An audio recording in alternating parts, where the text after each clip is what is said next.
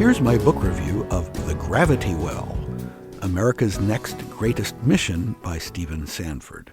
Stephen Sanford was trained as a research engineer and spent almost 3 decades as a NASA employee.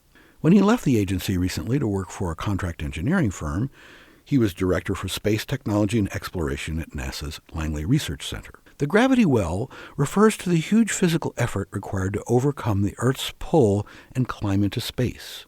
It is the first and most significant challenge of space travel. Having attained escape velocity from our planet and venturing far enough up and out, a space vehicle will have the option to park in one of several fixed locations called Lagrange points.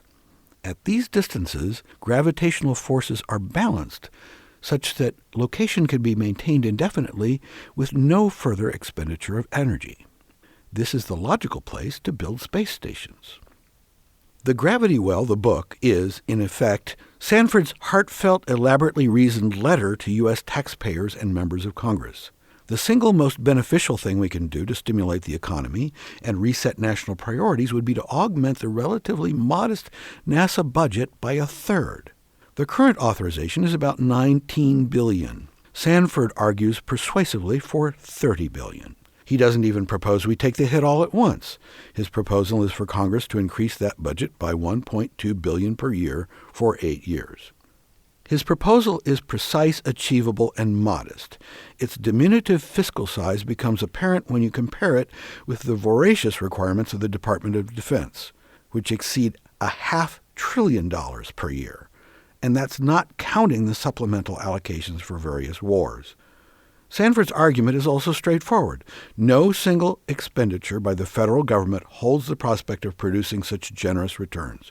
For example, he points out, and I quote, "A single asteroid, no wider than your living room, can contain $10 billion worth of gold, along with platinum, tungsten, and the rare earth metals we desperately need here, where supplies are running low. And you don't even have to conquer a third world nation or fight a war with some other superpower to grab this stuff." That's my inference, not his explicit point. Your tight-fisted representative might well ask, why can't private industry do this? Well, it can and it will, but the history of all major technological advances is marked by government taking the early steps, reducing risk, and forging a path of entry for private investment. Computers, microelectronics, the internet, and the telecom backbone all have their origins in broadly funded government initiatives. Bold, brash, and ambitious as are Richard Branson, Jeff Bezos, and Elon Musk, none would have dared invest in advanced rocketry if the basic engineering were not already mature. Sanford cites a little-known example that aviation itself might have taken much longer to evolve if, at the end of World War I, the U.S. Postal Service hadn't gambled the then colossal sum of $5 million to fund transcontinental airmail service. Let's start by making every member of Congress aware of the gravity well. Let's also make it required reading in high school and our manifesto for a grassroots political movement. Let's inspire America to a new vision of world leadership that emphasizes international cooperation for mutual benefit and, dare we hope, not just survival but a grander destiny. However, I'm not predicting immediate success. I hope I'm wrong, but Sanford's proposals seem too well-reasoned and too eminently logical to have any effect on public policy in the near term. If national pride drove the swelling of the defense establishment, reallocating money to space would be easy. But it's widespread fear that motivates the building of redundant piles of weaponry.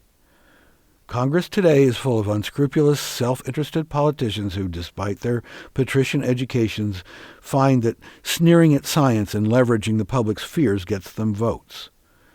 Can we seriously believe that an Ivy League-trained lawyer has so little understanding of science as to scoff at evolution, climatology, and the obvious need for population control?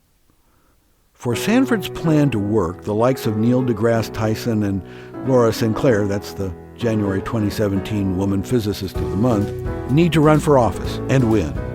And sooner rather than later, we need a better educated electorate that reveres learning more than celebrity.